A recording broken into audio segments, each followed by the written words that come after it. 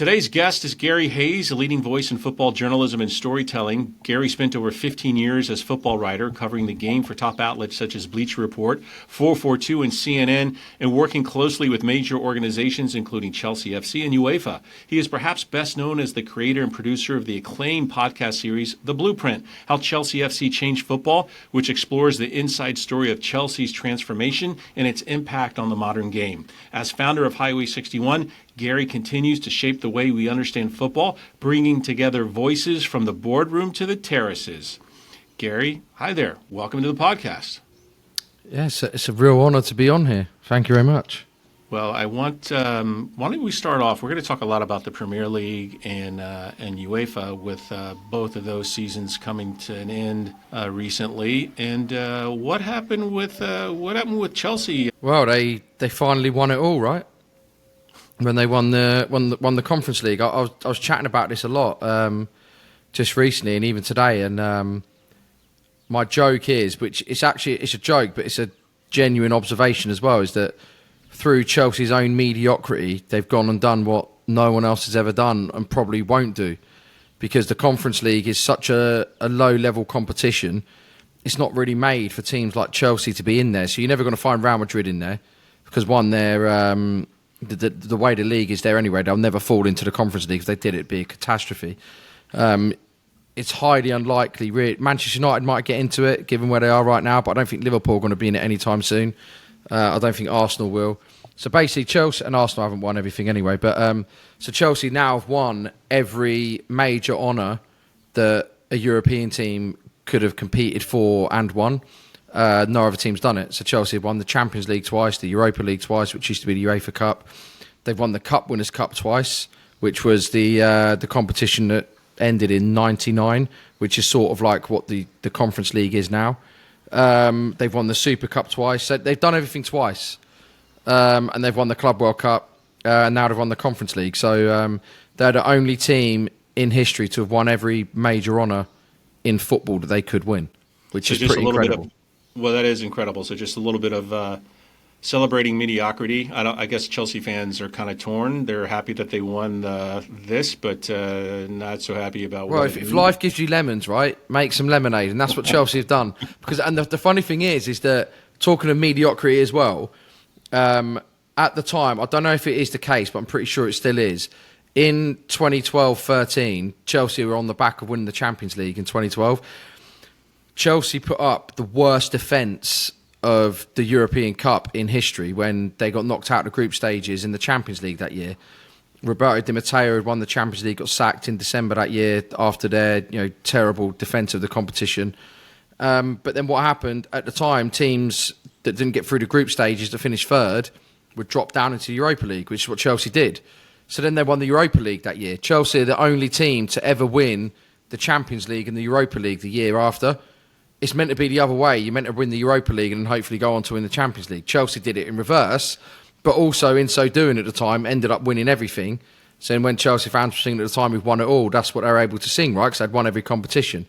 Subsequent years meant that the Conference League was introduced, and then Chelsea have won that through. So basically, through mediocre performances in the last decade or so, Chelsea have ended up going on to make history as well, which is a quirk. So you can look at it in a good way or a bad way, but it's what that bonkers club tends to do. Right. Well, let's talk about before moving on for Chelsea. Let's talk about some positive with Chelsea, because going into the last 2 or 3 weeks of the Premier League, there was a real concern among fans whether or not Chelsea was going to finish high enough in the table to qualify for next year's Champions League. Correct? Yeah, that's right. So this year as well, it was the top 5 due to the Premier League's coefficient being so dominant in Europe. They're actually getting 5 teams. It's been traditionally 4. And Chelsea were in and around there all season. But what happened was the first half of the season, they were genuinely in a title race. But then they got to December and the manager just literally overnight, from one game to the next, changed the tactics, went ultra negative, a lot of sideways, backwards passing, and Chelsea became less of a threat, and their form suffered, considerably. So from going on I think going into December, they were like 2 points behind Liverpool. Ended up finishing the season about 22 points behind them. But their form just completely dropped, and they sunk like a stone effectively in that way. But that early season form kept them in and around the Champions League spots. But it really went down to the last day, and Chelsea needed to match the result of Aston Villa just to guarantee it. Well, they actually bettered the result, and they bettered the result of Newcastle and ended up finishing fourth. It shouldn't even been a discussion. Given what they were doing in the first half of the season, but by hook or by crook they got there, right? So you can sort of criticise the way they got there, or you can look at it and think, okay, they did it. It's Chelsea that spent over $1 billion in the last 3 years, and financially the owners are demanding success as well, right? So they've had a real massive gamble. It's paid off in the short term. It's just whether it pays off in the long term, right? Interesting. Well, I'm going to pivot a little bit. I'm still going to stay in London, but I want you to rank the top 5 London clubs, 1 through 5, but rank them twice. So 2 rankings. So the first one is, which London club has the biggest global brand, and which London club is bigger for Londoners. So let's start with the first one. Which London club has the bigger global brand, ranking them 1 through 5? Starting with 5, going down to 1.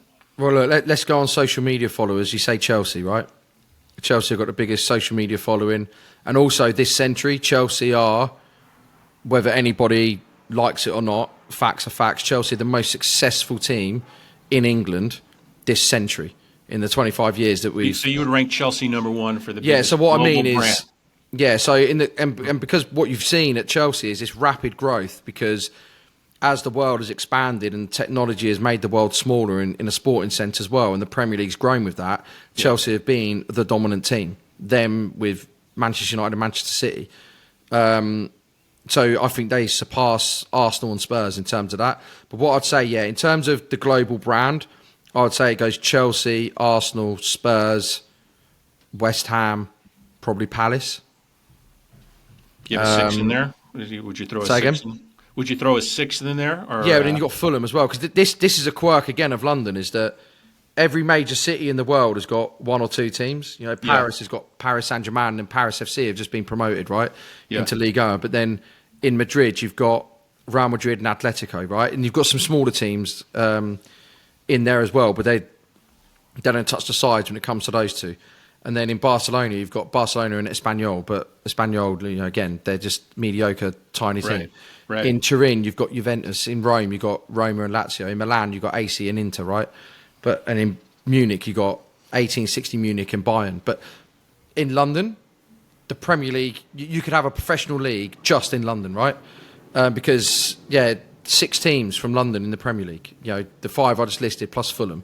Right. Then you got Watford on the outskirts. You got Leyton Orient as well, not far from West Ham. So you got Millwall as well in South London. So and then Charlton as well. That's 10 teams, right? 10 professional teams. There's others as well.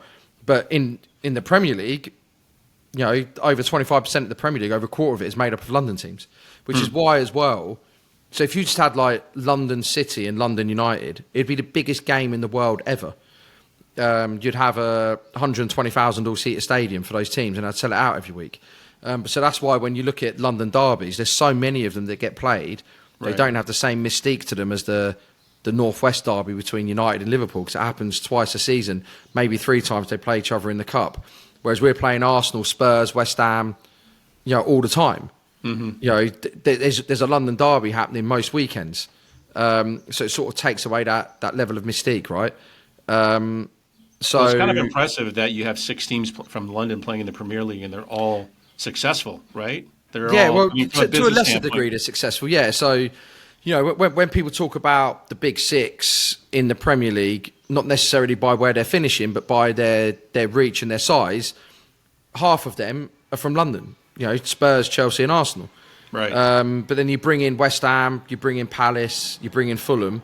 They're respectful clubs that are, on the fringes of the top 10 or establishing the top 10. West Ham just won the Conference League a couple of years ago. Palace this year have just won the FA Cup, granted their first ever trophy, but these are teams that have played a part in the top flight for a long time, and they're established for a long time as well. So yeah, London is a football hotbed.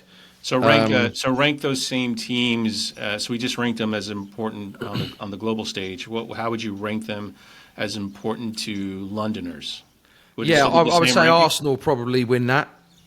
I'd say probably Arsenal are the bigger team in London, followed by Chelsea, Spurs, then West Ham, then Palace, then Fulham. Because Fulham are a lovely club. Mm-hmm. They try to make a right. They're only a mile away from Chelsea, you know. Wow. You can walk there, and Chelsea actually play in the borough of Fulham, right? Mm-hmm. They try to make a big deal out of the rivalry. Chelsea fans don't really care. It's more important to Fulham, but they got a stadium of 20,000 that they pack out. Mm-hmm. And it's a beautiful little stadium, Craven Cottage. Where the cottage is on the corner, where the players get changed, and then the Johnny Haynes stand, which runs down the main road. That's a listed building, so they can never knock it down.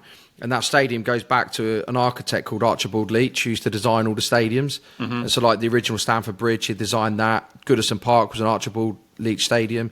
So, they've got a lot of heritage, but they just remain a small team.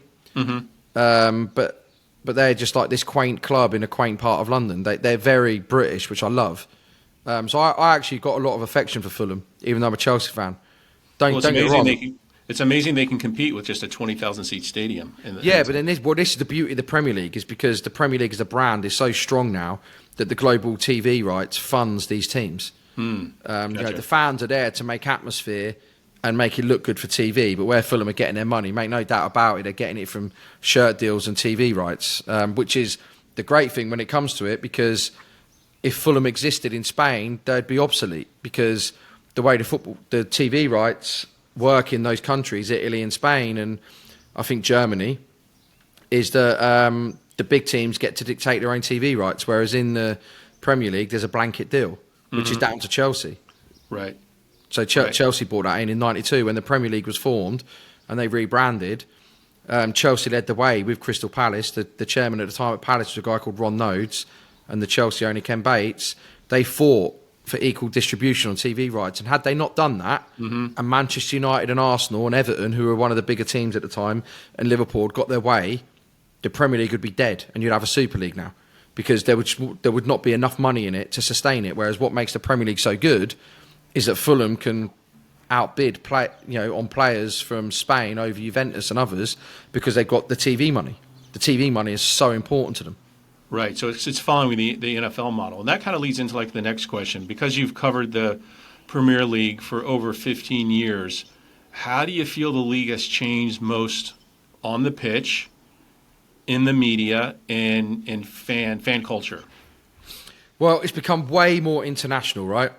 And again, I don't want to make everything about Chelsea, but it was always going that way, right? When the Bosman rule came in '95, it was always going to go that way. And the Bosman rule was that players could move from club to club in Europe for free. Their contracts were up. The clubs could no longer demand a fee for them. So that meant players could run down their contracts and then move to a team and get a signing-on fee. The most recent example of that, to use a big example, is Trent Alexander-Arnold at Liverpool. He's just moved to Real Madrid for free because he run his contract down, and Liverpool they don't own his registration anymore. Mm-hmm. So he can move to Real Madrid for nothing. So they're getting a player who is an international star in the prime of his career, and they're getting him for zero. Obviously, what that means, though, is that he gets a humongous signing-on fee, which is great for him, so it gives power to the players in that way. But that was always going to make the Premier League more international. But Chelsea were one of the teams that really manipulated that legislation when it came in and went, well, we're just going to start taking bigger players, from Europe. But they started getting players at the end of their careers rather than in their prime of their careers. And Chelsea were the first team. It was Boxing Day, so the 26th of December 1999, the first team to ever, in English football, to field a team of 11 starting players that weren't English. So Chelsea have really influenced that international flavour of the Premier League, and has become more so. So that's one of the big changes. Mm-hmm. Obviously, the TV rights has made it more of a spectacle.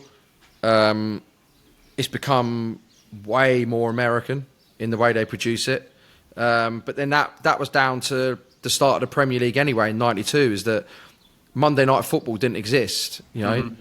But the TV execs at Sky saw what they were doing here in the US, and that they were making spectacles out of games. Super Sunday, Monday Night Football.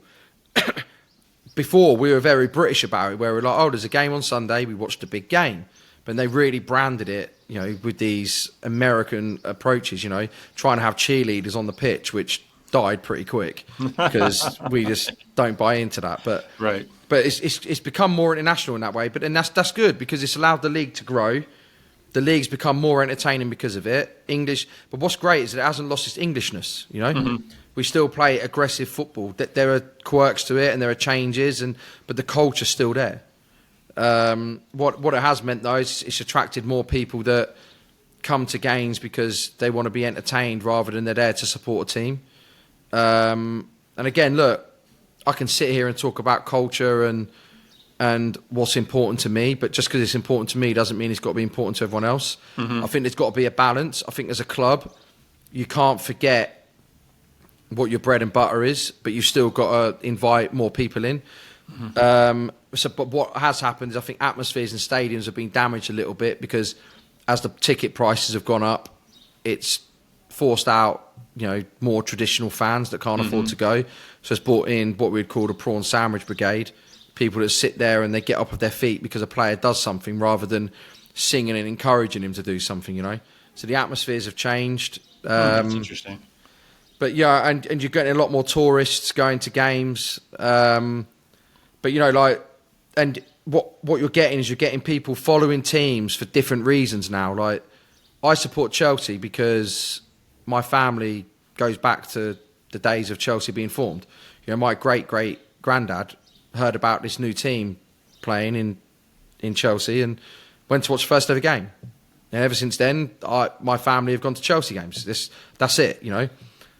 So what the badge... That's the only reason why you have season tickets, right? If your granddad didn't get in there early and get season tickets 100 years ago, you probably wouldn't have been able to. Well, what happened is we had them in the 90s and then we let them up because we were living outside London, and then I ended up working for Chelsea, so I didn't need one, and then I ended up getting one just more recently. But yeah, we would go to watch Chelsea because it was just in the blood, right? It's just handed down. You've got no choice. Right. Whereas now what you see is, you know, and again, this isn't a criticism, it's just an observation of, look, and it's a great thing. If someone wants to support a club for the personal reason to them, great. You know, I speak to fans here in the US of, so how did you support Chelsea? And they're like, oh, they were the team I used to play with on FIFA. And they've supported Chelsea for 10 years. And they're 40 years old. That was my route into it. And I'm like, oh, okay. But you know what, mate? It made you support the team and you got an affinity to that team. Good luck to you, you know. Provided you come in and you adapt to the culture of the club that you support. Rather than thinking, I want Chelsea to be more like Barcelona and I've only supported them for 10 years. Well, go support Barcelona then, you know, because the club is what it is. Right. But yeah, so you've seen a lot of that come in. So, you know, the culture has been diluted a little bit, but at the same time, I think it's enhanced it, you know. And I do think there's a lot of pros and cons with that. Right. Well, what... Are there any trends or development in English football that you think the wider media is missing or underestimating? Yeah, again, look, I know this isn't a conversation about Chelsea, but to give the shameless plug to the podcast series that we did, How Chelsea Changed Football, that was a story of sporting success, right? But there was also a lot that Chelsea did away from the pitch that really influenced football. And now you look at the new owners. The new owners are bringing things in that are making Chelsea a brand that a lot of teams are going to pick up on. And the media aren't really talking about it as much. Not because it's necessarily groundbreaking. I think that I'm seeing it's just that they don't have the space to talk about it, right? Because the nature of sport is there's a game at the weekend. You cover the game, you give the analysis of the game, then you get ready for the next game. You know, and it sort of rolls and rolls and rolls, and you move into transfers. So sort of the sporting side of it really dictates it. But if you take a step back and you look at, and people have spoken about this to a lesser degree, but what the Todd Bodie and Clearlake ownership did when they came in, they started giving long-term contracts to players, like 8-year contracts, 10-year contracts. Unheard of before. Mm-hmm. Contracts used to be 4 to 5 years. 6 years at the most if the player was really, really good.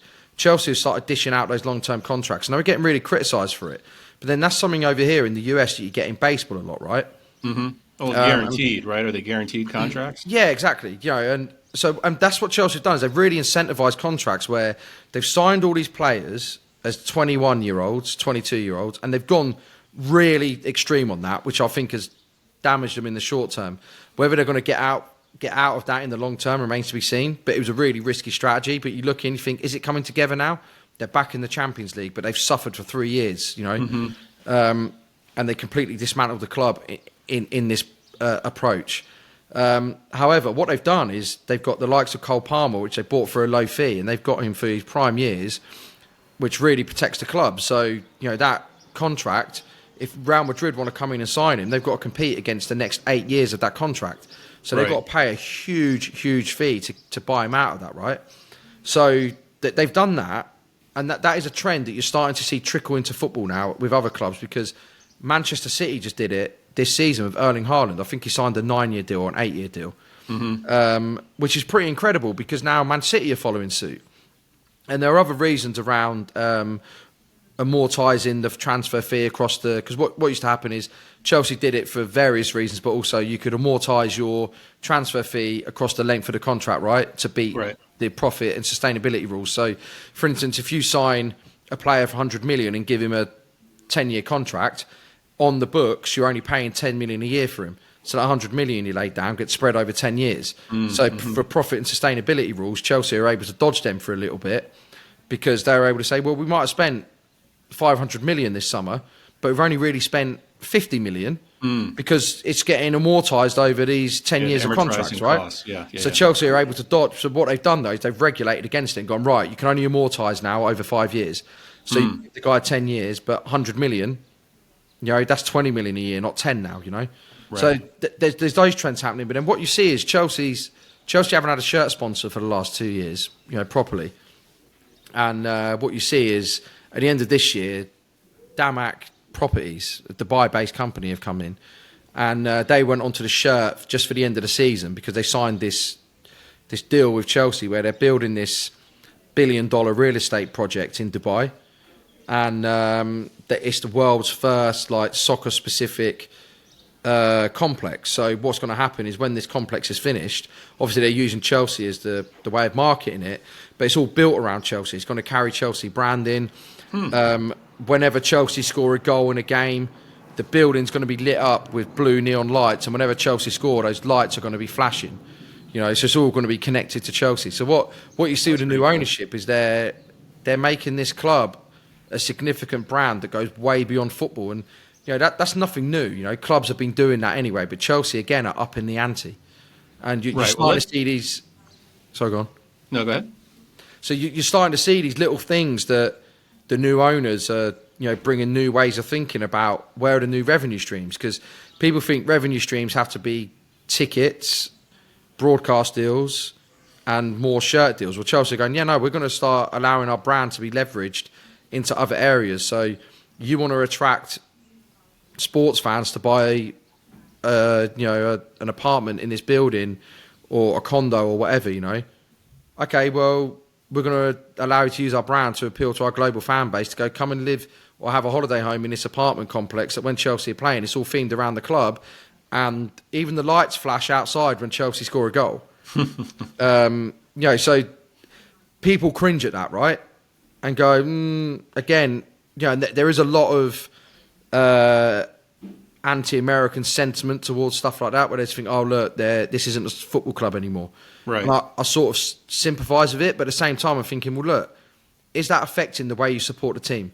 Is that affecting your match-going experience? Not really. And they're the owners that have ploughed billions into this club. They bought it for 2.5 billion or whatever it was in pounds. They've invested over £1 billion in playing talent. They've got to make the money back somewhere. So what you're seeing though in trends is, new ways of making money and what Chelsea are trying to do commercially away from the team and leverage that brand. No other team is doing that. Well, I know that you have friends that are fans of Liverpool, and they had a pretty good season in the Premier League this year. So I wanted to quickly ask you a question about how, Liverpool has been really dominant this season. They really cruised to the title. What do you think set them apart from Man City and Arsenal this year? Is this the beginning of a new era of dominance, or what happened? Stability. They had more stability than the other teams. That's not to take anything away from them. They were by far the best team in England this year. However, look at what they needed to win the league. It was the lowest points tally you'd needed to win the league, I think, since Leicester won it. Because in the end, Arsenal were in a title race in name only because they were second in the league. Arsenal weren't in that title race for a long time. Chelsea weren't. Man City weren't. So Liverpool just had that stability because when Slot came in last summer, I think they only signed one player, which was Chiesa. So they had the fundamentals and the strength of a squad that had been built under Jurgen Klopp for a certain amount of years. Mm-hmm. The challenge for them now is what they do this summer. You're seeing they're trying to make the right moves, but then how many moves do they make to upset the apple cart? Because they got a stable team, and that team was just consistent enough. They weren't a good team. Mm-hmm. Okay, let me rephrase that. They weren't a great team. They were a good team. But I think in years gone by, that team doesn't win the Premier League. They've done it at a time when... And look, history will look back at it. No one cares about whether it was the best Premier League season ever or the worst. The fact is they won the league. So you can't take it away from them. But I don't think we're at the beginning of a Liverpool dynasty. I want to move on to the UEFA Champions League this year. What was the biggest surprise of the Champions League this year? Paris Saint-Germain winning it. Why? Well, because they didn't start off the season very well in the Champions League, and they just got through the group stage. They stumbled over the line, and then they got into the knockouts, and that's the beauty of the Champions League, which what makes it so compelling. Which is why I think that globally as well, it appeals to so many people and Americans particularly, is because I'll talk to fans where they'll put an American worldview on something, which is fine, right? It's like, hey, look, you're used to your sporting culture. So they say, why is there never any playoffs in the Premier League? And we're like, because we don't need playoffs, because it's a league. Yeah, but where's the drama at the end of the season? Well, we don't need the drama because we've got the FA Cup. Mm-hmm. We've got the League Cup. But then also we've got the European competitions. We don't need playoffs on top of it. But we do have a whole relegation chase also, like who's going to make exactly. So, but then we do have playoffs in the Championship, League One and League Two, right, in terms of promotion, which adds all the drama that you love. But we don't need it in the Premier League because, the real test, the litmus test is, can you do it over 38 games? You do it, you're the best. But then you've got the cup football, right? And cup football is completely different because, if you have the most consistent team over 38 games, they're the most consistent team, right? But are they the most entertaining team? Well, that's a different conversation. So what you get cup football where it is all or nothing. So the beauty of the Champions League is you have the group stages, which has now become a league. You get out of that, then it becomes, a game of brinkmanship, like who blinks first and can get through the knockout rounds, where it's cup football. And that's where PSG really came into their own, because then they just start suddenly you're playing 2 games rather than playing an 8-game strategy, right?